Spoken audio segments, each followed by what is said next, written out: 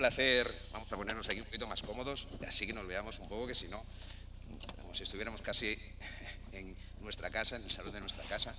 Oye, pues es un placer teneros hoy en este panel. Sí que me gustaría, antes de comenzar con él, que os presentarais un poco en el sentido de qué dentro de vuestra organización tenéis como responsabilidades y sobre todo pues un poquito enfocado dentro de este panel que tiene que ver con el shock industrial y cómo preocuparnos de los riesgos que también tiene un shock industrial. No solamente sirve para ayudar a los clientes a atender un incidente que sufran. Entonces vamos a empezar por Javier Sevillano, por favor, si eres tan amable de presentarte un poquito.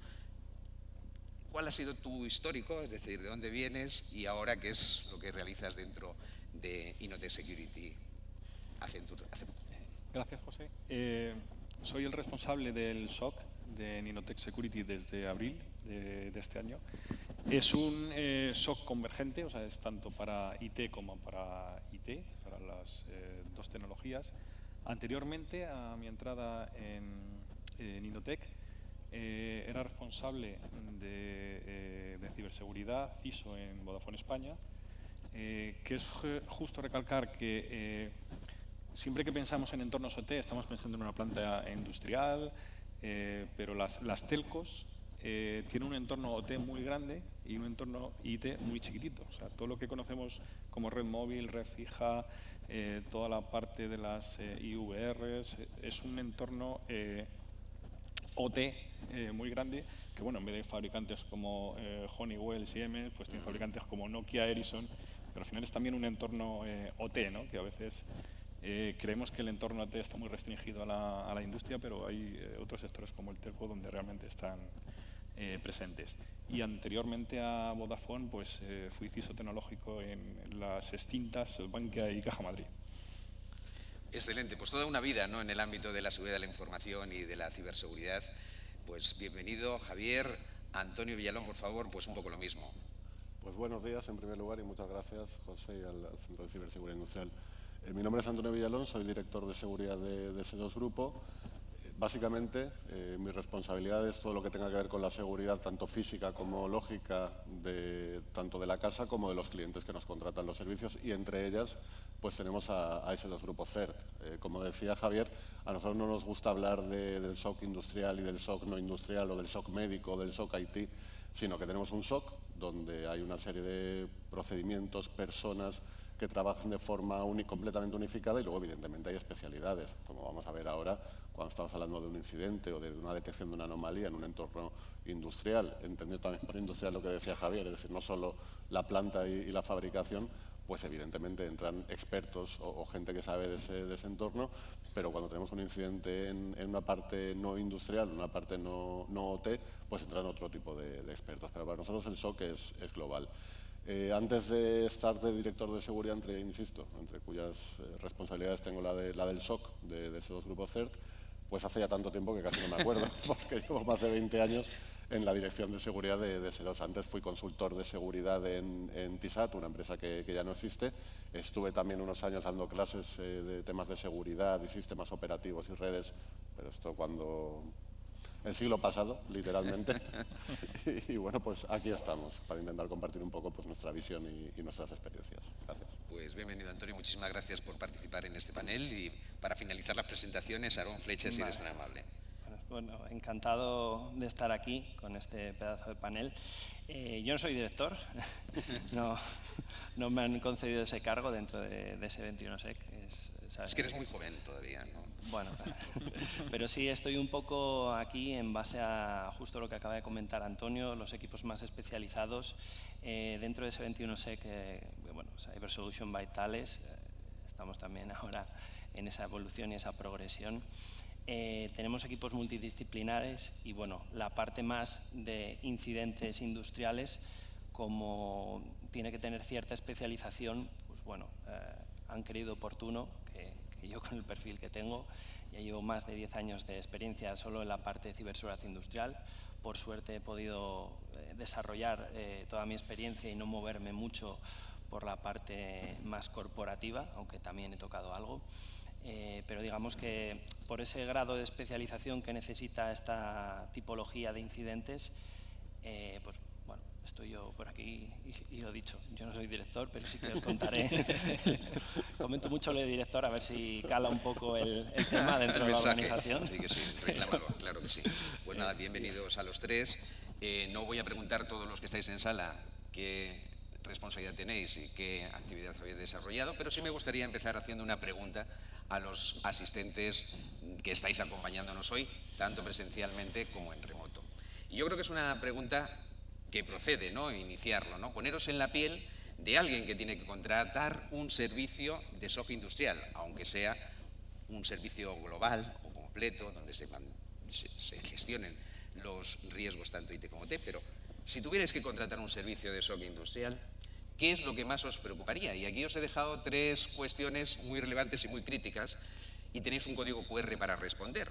Así que, por favor, sacad vuestro móvil, que aquí funciona perfectamente y hay cobertura, y ayudadnos a desvelar qué puede ser más crítico. Si la falta de confidencialidad en información de los sistemas industriales que tengo yo, por ejemplo, en planta, si la indisponibilidad de ese servicio de monitorización y del propio personal que gestiona el ciberincidente, o la alteración de los datos recopilados por sondas y otros sistemas que entiendo que en muchos de los casos pues vais a incorporar dentro de la infraestructura del cliente, que provoquen situaciones incorrectas y graves. Yo me he tomado la libertad de votar, así que al menos una de las opciones tendrá un voto. Así que, bueno, por favor, si sois tan amables, ayudadnos con esta pregunta, y mientras vais dando vuestra votación a una de ellas, sí que me gustaría saber de las tres, ¿cuál, en vuestra opinión, creéis que es más crítica, Javier? Antes de ver y desvelar qué es lo que ocurre. Sí, yo creo que la falta de disponibilidad, en mi opinión, sería la más crítica, ¿no? Porque hablando de entornos OT, entornos industriales, creo que de las tres letras de la CIA famosa, ¿no?, de la 2. Tú decides que la 2. Yo creo que la 2. ¿Y en el caso de Antonio? Yo lo que te comentaba, José, para mí es como ¿a quién quieres más, a papá o a mamá? Es decir, es una pregunta que, o sea, así, sin más contexto, yo voto por las tres. Así llevo la contraria. La claro, 3. A mí me preocupa que, insisto que es muy generalista, evidentemente. Sí. Me preocupa que algo se altere, ¿vale?, y pase algo en el mundo físico, ¿vale? De entrada, evidentemente, con todos los matices que queramos. Sí, no, claro, todos los es matices matizable. que queramos. Oye, así en frío vamos a ver. Y Aarón, la 1. Bueno, coincide que voy a desempatar. Para mí también yo creo que es la 3, el hecho de tú empezar a trabajar sobre un material que puede ser difuso con respecto a la realidad del propio incidente. Conlleva ya grandes complejidades, es decir, si tú ya empiezas a trabajar con algo que no viene bien de serie, luego es muy complejo. Puedes tirar también por líneas de investigación que deriven en tardar bastante en obtener información técnica relevante y que luego puede ir hilado con el tema de la disponibilidad, por el hecho de volver a poner en funcionamiento todos los sistemas industriales, y yo creo que personalmente podría ser la clave ahí, ¿no? Bueno, opiniones. El único que conoce los resultados soy yo. Podría mentir. Pero no ha causado efecto toda la argumentación que habéis dado, Antonio, Aarón, y ha ganado la 2. La 2 con la mitad de los que estáis asistiendo presencial y remotamente, 50%, pensáis que efectivamente la indisponibilidad, es que cuando en el mundo industrial hablan de que no va a haber disponibilidad, ay, lo que va a suceder aquí, ¿no? Pero efectivamente la tercera, muy cerquita de la segunda, con un 41%, es la que también consideran muchos de los que estáis aquí muy crítica, ¿no? Bueno, y la primera José, se ha quedado en un 8%. Nada más, a lo mejor soy yo que he votado la 1 porque sabía que iba a ser la que menos iba a votar. Te quería preguntar si también la duda, porque ahora, bueno, puedo llegar a entender a todos los asistentes, si es el hecho de no tener información para empezar a trabajar. El contexto, ¿quieres decir? Claro, un poco porque claro, si tampoco tienes información, la argumentación de empezar a trabajar sobre algo que no, o sea, que has modificado, es más difícil no tener nada ya. Entonces, totalmente. Que no es que la quiera cambiar, sigo mis tesis y yo sigo contigo. Bueno, pues vamos a formularos ya una primera pregunta que tiene que ver un poco con quién es la persona responsable de gestionar estos riesgos dentro del SOC, los riesgos del propio SOC, y qué medidas se adoptan principalmente para llevar a cabo esas protecciones que se requieren y, por último, pues qué certificaciones tiene el propio SOC en este aspecto. Empezamos por Javier, luego iremos cambiando. Muy bien. El responsable de los riesgos de ciberseguridad, pues al final es el responsable del SGSI, ¿no? Del Sistema de Gestión de Seguridad de la Información de la compañía, que al final reside en el director de operaciones y en última instancia en el CEO de la compañía, dado que somos una compañía que solo se dedica a ciberseguridad, ¿no? En otro tipo de compañías, en un banco, en una telco, esta figura puede ser diferente, pero bueno, en una compañía que se dedica solo a ciberseguridad, pues obviamente está en los niveles más altos de la dirección a responsabilidad. En cuanto al tema de certificaciones, aparte de que nuestro SOC es parte del FIRST y del TFC-SIRT, la Red Nacional de SOC, y CSIRT.es, pues disponemos de las certificaciones tanto de CRES como de la 22301, ISO 27001, Esquema Nacional de Seguridad en categoría alta y la triple B de Lead Security. Pues Antonio, por favor. Pues en nuestro caso, evidentemente, el responsable final de todo es la dirección general. Eso es indiscutible. Mi jefe y sus socios son los últimos responsables. En segunda instancia, nuestra estructura es un poco extraña. Tenemos una persona que es el responsable, que es un subdirector de mi área, que es el responsable de todos los servicios de SOC, sin apellido, y se apoya, evidentemente, de forma principal en el área industrial, que es un área que lleva un compañero, y en el área de seguridad, sin apellidos, que es el área que llevo yo, y de forma colateral, pues en todo el resto de áreas, desde la gente de cumplimiento, evidentemente la gente de calidad, los responsables del sistema de gestión, etcétera, etcétera. Somos un poco raros en ese sentido. En cuanto a medidas técnicas, pues bueno, yo le estaba dando vueltas. Al final, medidas técnicas, pues las habituales de protección, y aquí quiero hacer un paréntesis también al hilo de lo que comentaba el compañero antes, es decir, tenemos que seguir el año 2023 hablando del acceso remoto a los sistemas IT-OT sin doble factor, sin ningún tipo de seguridad, con una contraseña por defecto. Cierro paréntesis, algo que en el mundo IT pasaba hace un cuarto de siglo, pues lamentablemente sigue pasando en algunos casos. Pero aparte de estos temas obvios para mí la parte técnica yo focalizaría en dos capacidades. Uno es la trazabilidad, es decir, que los sistemas nos den o les podamos sacar, tanto IT como OT, el mayor volumen de información, lo que nosotros llamamos internamente la adquisición de datos. Y sobre esa adquisición de datos, es decir, cuando ya me han dado todos los sensores, todas las infraestructuras que estamos monitorizando, toda la información que soy capaz de extraer, digo capaz técnicamente por un tema de presupuesto, al final esto hay que guardarlo, hay que procesarlo, es decir, no es magia. Para mí es muy importante toda la capacidad de detección de cosas raras, de detección de anomalías que llamamos, es decir, de un horno que empieza a funcionar fuera de sus márgenes de temperatura estándar, de una IP que aparece de repente y genera un tráfico hacia un sensor, en fin, todo esto que es la detección de anomalías, que es lo que nos permite detectar cosas mínimamente avanzadas. Y luego, en cuanto a certificaciones de nuestro SOC o de S2 en general, pues bueno, todas las habituales de pues, lo que comentaba también Javier, ISO 20000, ISO 27000, ISO 22301 para continuidad de negocio, bueno, temas de I+D y demás, calidad, FIRST, TFC-SIRT, CSIRT.es, Red Nacional de SOCs, etcétera, etcétera. Y para nosotros hay una que es un poco también especial, pero que también es muy interesante, es que nosotros somos, o sea, no nuestro SOC, sino dentro de ese dos grupos, pues tenemos un departamento de seguridad, es decir, dado de alta en el Ministerio del Interior, con lo cual, pues a partir de ahí, pues también estamos en programas como Coopera de Guardia Civil, en fin, programas dentro del ámbito de la seguridad que llamamos privada, en ese sentido. Pues antes de que responda Sarón, me gustaría que Javier y Antonio, y tú también, nos dijerais un poco si creéis que es excesivo el número de certificaciones que se tiene que tener, el alcance que se tiene que tener, esa alto, elevado número de certificaciones, es una exigencia tremenda que me imagino que será complicado. Y hay una carga alta administrativa solamente para llevar el tema de las certificaciones. Y además es que no tiene pinta de que vaya a ir a menos, tiene pinta de que va a ir a más. Si ya de por sí hay muchas, más. Opino como Javier, es decir, tenemos, no quiero decir demasiadas, porque al final, pues bueno, son diferentes, pero estamos en situaciones en las que también, lo que dice Javier, tenemos una sobrecarga administrativa de mantener, de trabajar muchas veces orientado a algo que pues tampoco es core. En nuestro caso, por ejemplo, yo siempre pongo el mismo ejemplo, que no me diga mi jefe mucho, nosotros tenemos la certificación medioambiental. O sea, yo el mayor impacto medioambiental que puedo hacer es tirar un USB al mar. O sea, no soy una petrolera, ¿no? Pues bueno, también nos la exigen en muchos casos y tenemos que tenerla. Entonces sí, opino que hay una una cantidad, no sé si excesiva, pero sí muy alta de certificaciones, que no es obtenerlas, es mantenerlas, Claro, es renovarlas, es modificar y introduce una carga muy significativa.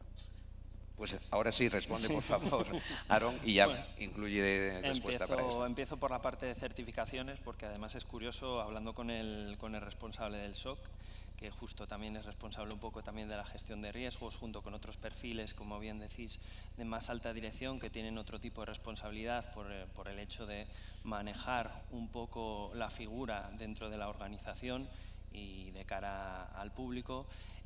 Hay muchísimas certificaciones, ¿no? Me pasaron una lista enorme porque, bueno, obviamente yo no estoy especializado concretamente y mi día a día es el SOC, pero sí me pasa una larga lista y tuve que apuntar unas cuantas porque… Las desconocías casi, ¿no? Sí, hay algunas que dije, oh, madre mía, lo que hay que montar aquí para… Entonces, bueno, sí es bastante complicado, ya no solo el hecho de tenerlas, y como decían mis compañeros del panel, mantenerlas también es bastante complejo. Y luego, a nivel de medidas técnicas, yo sí que aquí igual me enfocaría más en el hecho de tener perfiles con sinergias, ¿no? Es decir, digamos, un canal bastante fluido entre diferentes departamentos, porque al final cuando tienes un incidente tienen que entrar en juego muchos perfiles. Aquí estamos hablando de que igual, aunque solo sea un incidente industrial, tiene que venir gente que sea pues, especialista en análisis de malware, en reversing, y ya no solo en análisis de malware, sino en análisis de malware específico industrial. Por eso también nos apoyamos un poco en diferentes conocimientos dentro de las áreas que tenemos en S21 para poder ayudar al cliente y solventar lo antes posible ese incidente, ¿no? Con la larga lista también de soluciones existentes, y que también tienes que tener certificaciones de las soluciones, perfiles bien formados. Y nosotros también, por otro lado, por el área más técnica de servicio y no tan enfocado al SOC, tenemos certificaciones especializadas en la parte de ciberseguridad industrial, como puedan ser el de SANS, el GIAC y el GRID de respuesta a incidentes. Estamos también, por suerte, casi todo el equipo certificado en cinturón negro que tenéis en el CCI. La credencial de nivel negro, ¿no? La credencial de nivel negro, correcto, profesional. Y bueno, siempre intentamos rozar la excelencia, ¿no? Tanto nosotros como equipo de ciberseguridad industrial como otros equipos dentro de S21, que bueno, es como decíais, si quieres certificaciones te pierdes y no te encuentras lo que quieras y más. Siguiendo la línea de alto grado de certificaciones necesarias, el equipo multidisciplinar, ¿es necesario más profesionales para dar respuesta a un incidente en SOC con servicios industriales que el SOC con servicio corporativo? ¿Muchos más? ¿Algunos más? En vuestro caso, ¿cómo está?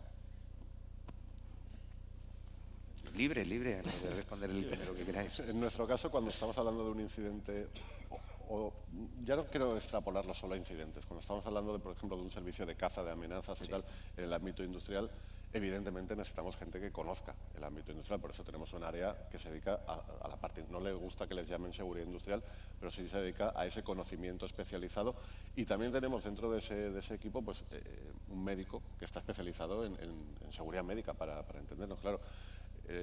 Desde un punto de vista de seguridad sin apellidos, pues tenemos una serie de cosas comunes, evidentemente a alto nivel, pues no sé, la gestión de un incidente, la teoría de la gestión de incidentes no tiene apellido, es decir, las etapas de detección, de identificación, contención, al final eso sirve para cualquier tipo de incidente. Cuando hablamos de caza de amenazas, todos los elementos que un estándar como TAITI proporciona, pues tampoco tienen apellidos, pero claro, cuando entras a bajo nivel y tienes que tocar hierro, evidentemente necesitas expertos, ingenieros industriales que conozcan cómo funciona una planta de fabricación, un médico que sepa que si este nivel de insulina en una bomba sube por encima de no sé cuántos, puedes matar a una persona, y ese, evidentemente, no quiero llamarle sobrecoste ni mucho menos, pero sí que es un añadido a una gestión de incidentes puramente IT.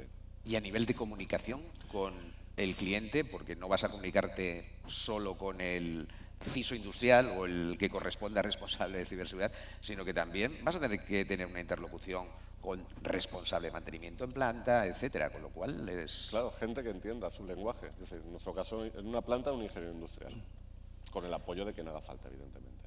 Excelente. Pues vamos a la siguiente cuestión. ¿Cuáles son los procedimientos que consideráis más críticos para el funcionamiento del SOC industrial en la gestión de ciberincidentes en entornos industriales y qué consecuencias tendría, que aquí es la pregunta clave y la que sí me gustaría que respondieseis, su alteración, el que alguien no lo pudiera cambiar, su exfiltración, que se lo llevaran, o la falta de poder acceder a ese procedimiento o a esas herramientas para llevar a cabo la gestión del incidente? Empezamos por ti, Aarón. Vale, pues con respecto a los procedimientos y siguiendo un poco también la línea de argumentación que comentaba de las personas, porque al final quienes están trabajando, por suerte, hasta que llegue la inteligencia artificial y pasen cosas, como dice la gente, son las personas. La idea es tener un procedimiento bien establecido con roles, responsabilidades, teniendo en cuenta pues, justo lo que se comentaba, ¿no? El hecho de hablar el lenguaje de la gente de planta. Eso es muy importante y ya no solo tanto en respuesta a incidentes, sino como en casi todos los servicios que se proporcionan especializados de ciberseguridad, la gente de planta pues, está especializada, son grandes ingenieros y tienen sus vocabularios, pero cuando introduces el concepto de ciberseguridad también hay que explicar y bueno, un poco entre todos colaborar, porque al final tú aprendes de esos ingenieros que están en planta y ellos pueden llegar a aprender de ti a nivel de ciberseguridad, ¿no? Y con respecto a la segunda pregunta, las consecuencias, la alteración, pues un poco lo que comentaba anteriormente, el que te alteren los datos en los que estás basando toda tu investigación es bastante ¿Me vas a complejo. permitir, Aarón? Voy a reformular la pregunta Vale. para tener la respuesta que yo busco. Vale. Imagínate que se te va, igual para vosotros, se os va la cabeza. Se os va la cabeza. Se va la cabeza y alguien os propone llevaros cierta información que se maneja en el SOC o que cambiéis cierta información que hay en el SOC. ¿Eso lo podréis hacer? ¿Es muy difícil de conseguir? Eso es lo que quiero que me digáis. Vale.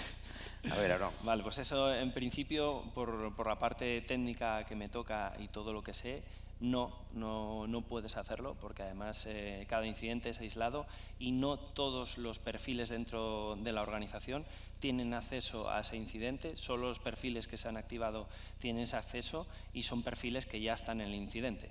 Es decir, yo si estoy ahí no me interesa ni exfiltrar, ni andar cambiando ni nada porque ya estoy en la guerra. Es decir, no me interesa, no me interesaría. Saldrías mal parado y se descubriría que, exacto. que has metido mano ahí, ¿no? Ahí dejo la respuesta, porque si no... Pues la misma pregunta reformulada para Antonio y Javier. Antonio. Pues en mi caso la respuesta es que no del todo. Ahí. O sea, Esto no ya. podría, o sea, si ahora intentara llevarme todos los procedimientos pues porque se me va la cabeza o me ofrecen mucho dinero, Claro. no doy precios, toda la información de nuestros servicios de seguridad no tendría acceso, a pesar de que caen muchas cosas sobre mí, no tendría acceso a Pero toda la tú sí información. eres director, ¿no? ¿Perdón? Tú sí eres director. Yo soy director. Tú eres sí. director. Y aún así tampoco tendría acceso a la información. Este Pero- señor no es director, pero pero un joven, director pero si joven. pide determinada información, ¿Cómo, perdón? que un director si pide determinada información, A ver, yo si pido determinada información, seguramente van a notificar a alguien. bien. Es decir, aquí la cuestión, por eso hablaba antes no quiero llamarle trazabilidad, que a veces es un tema muy de auditoría, pero sí de sacar toda la información. Es decir, si yo quiero llevarme la información de mis servicios, o da igual, o la información financiera, tendría acceso a parte de esa información y me la podría llevar, igual que la puedo ver en pantalla, pero seguramente en muy poco tiempo sería detectado. Si yo pido una información a la que no tengo acceso, la obligación de la persona, por muy director que ponga en mi tarjeta, es notificar, evidentemente. Es decir, si yo pido acceso ahora no sé, a las nóminas, no sé si me lo darían, creo que no, pero evidentemente la directora financiera en media hora me estaba llamando. O mi jefe, que es peor. excelente, Antonio. Pues Javier, Lo primero aquí sería disminuir la superficie de ataque, ¿no? A tu pregunta. Cuanto menos información tengas, menos van a poder adquirir dentro de tu organización. Entonces, solo necesitas y tienes que tener la información estrictamente necesaria para ejecutar tu parte del procedimiento, ¿vale?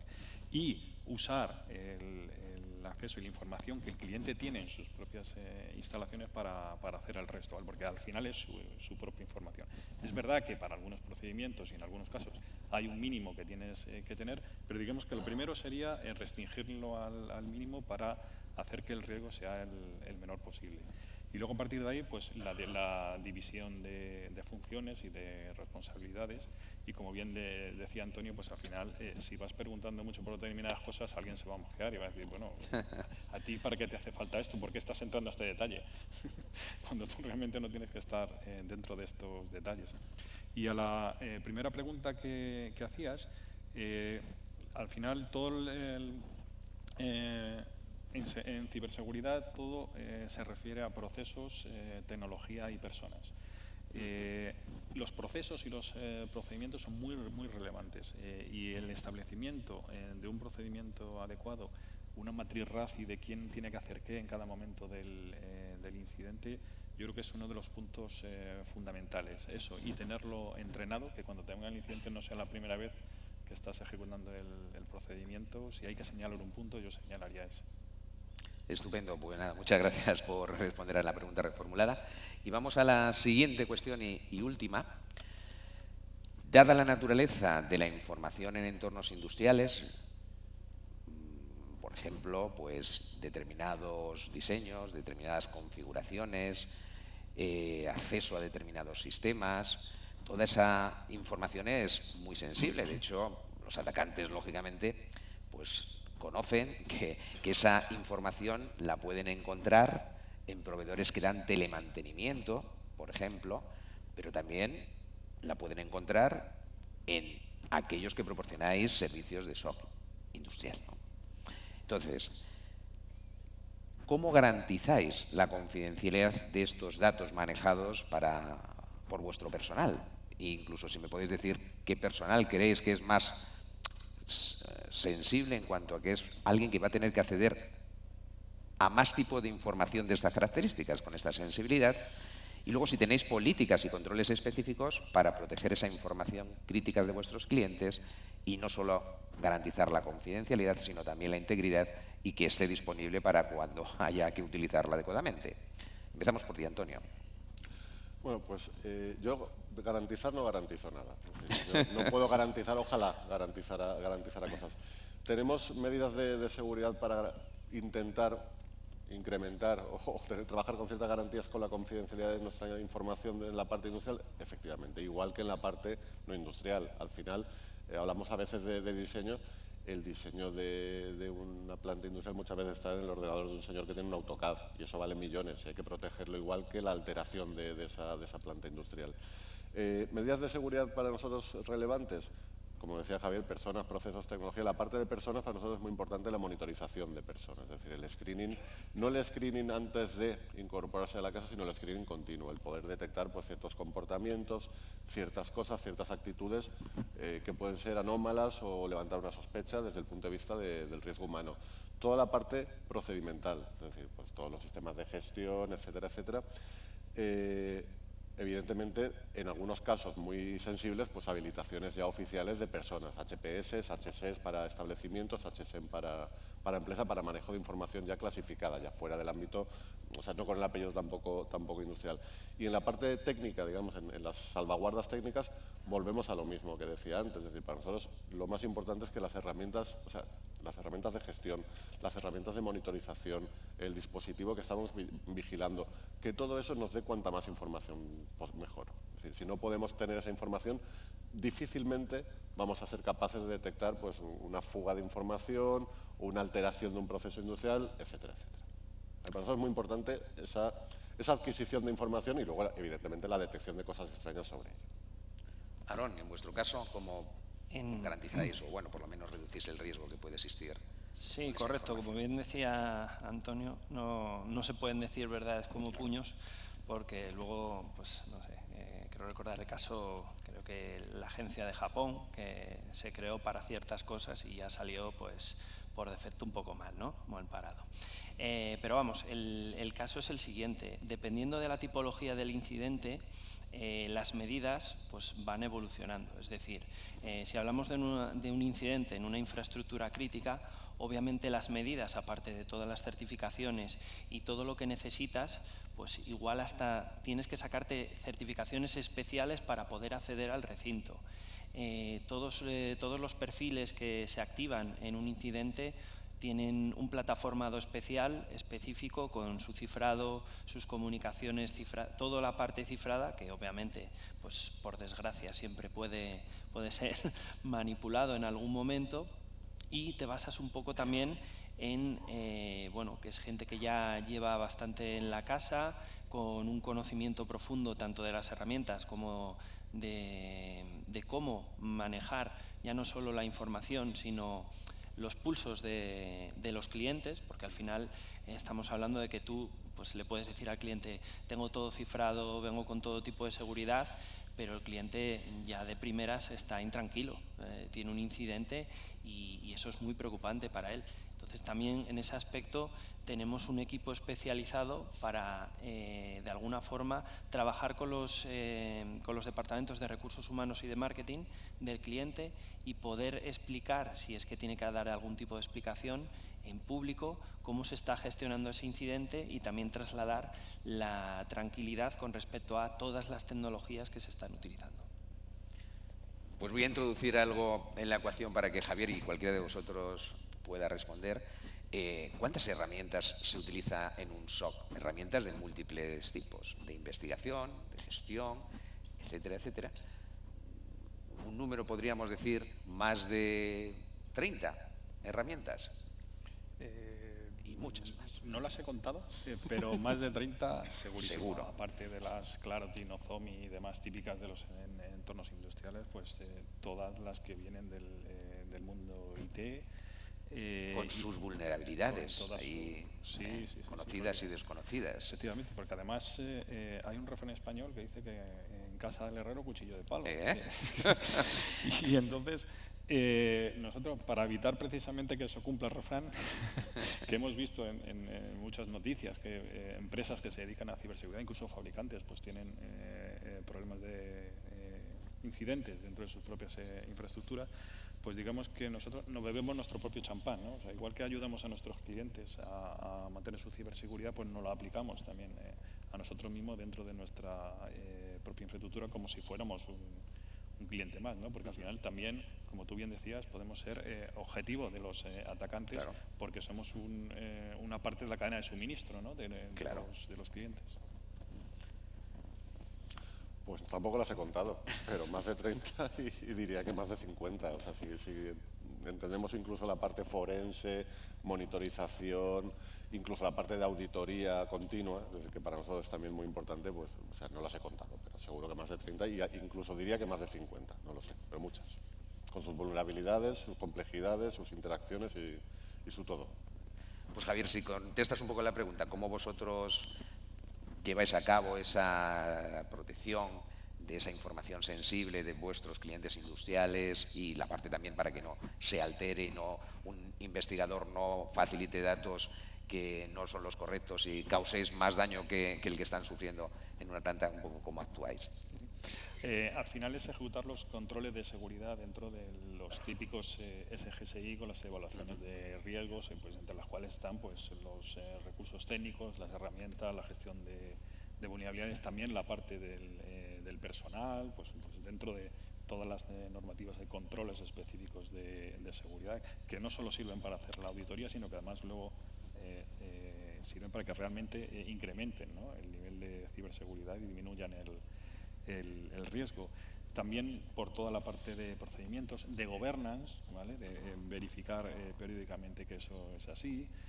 A esto sí que también ayuda las certificaciones por su parte de la auditoría, ¿no?, porque te hace que refresques determinadas cosas, porque muchas veces te estás enfocando en unos determinados aspectos, pero estás olvidando otros que no son tan relevantes para tu día a día.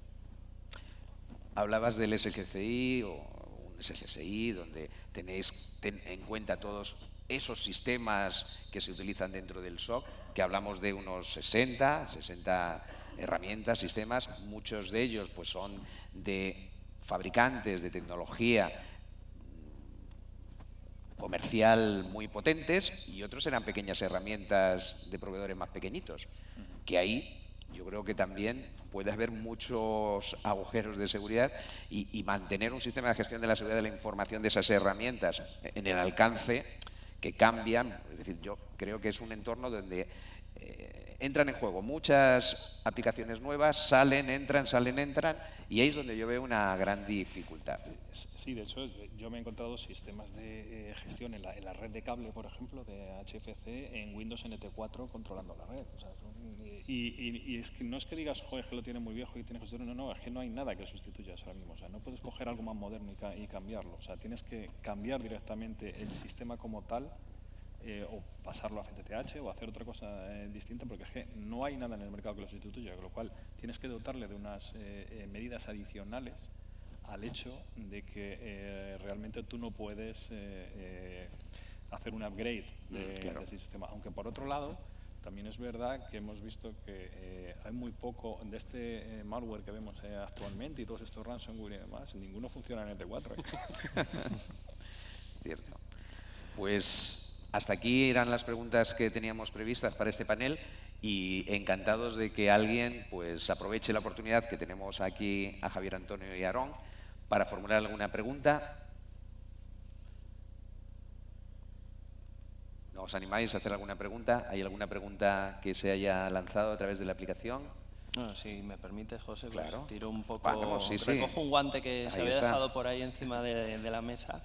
El hecho de, más que ser reactivo, también ser proactivo, ¿no? No nos olvidemos que, como bien comentabais, hay vulnerabilidades en el mercado, vulnerabilidades zero day, y en ese aspecto también, como Departamento de Ciberseguridad Industrial, nos importa el hecho de aportar a la comunidad, a todos los fabricantes y a los clientes, y sí que tenemos una línea bastante dura con respecto a la investigación de vulnerabilidades zero day y reporte.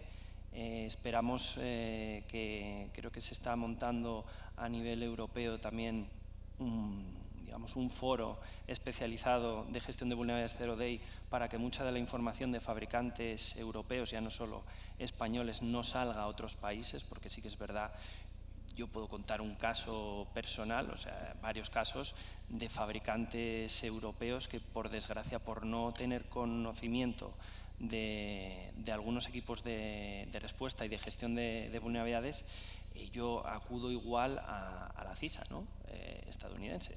Tienes buen trato, también tienen una buena plataforma y demás, y bueno, acudes a esa parte, que esa información, pues claro, se escapa, ¿no? En ese aspecto, aunque sí que hablas previamente con los fabricantes. Y a nivel de herramientas, también decir que dentro de un incidente puede surgir el hecho de que tú crees tu propia herramienta, por ejemplo, en la parte, cuando el famoso incidente de Triton, Trisis, Hatman, dependiendo un poco de quién lo detectó, pues tiene ese propio nombre, que había protocolos propietarios en la parte industrial y había que hacer un disector, porque gran parte del conocimiento de ese incidente derivaba de conocer el protocolo que no era público. Entonces tú tienes que crearte un disector y eso es bastante complejo. Tienes que hacer una ingeniería inversa de un protocolo que no tienes especificación y tú llegas, volvemos a sumar, el cliente, que está bastante alterado, tú ya que llegas, que he hecho un flan, y luego ves todo eso y dices, bueno, pues nada, esto saca la cafetera que vamos a quedar aquí un cacho. Sí, es cierto, y lo conoceréis más que de sobra, ¿no? De hace 10 años a esta parte, pues ya prácticamente la mayoría de los fabricantes de tecnología de ciberseguridad reconocen protocolos industriales y cada vez tienen una lista mayor. Pero como tú bien dices, pues la comunicación entre determinados controladores y sistemas dentro de algunas organizaciones las han diseñado ellos y es un protocolo propietario donde lógicamente nunca jamás se pensó en la ciberseguridad, con una cantidad de deficiencias importantes y que por supuesto pues pueden suponer un hándicap para esas organizaciones. Aunque la información vaya por serie o ya por otros medios, que todo se complica en el mundo industrial. Cierto. Pues no sé si os habéis animado a alguna pregunta. Sí, por ahí. Pablo, quiero micrófono, por favor.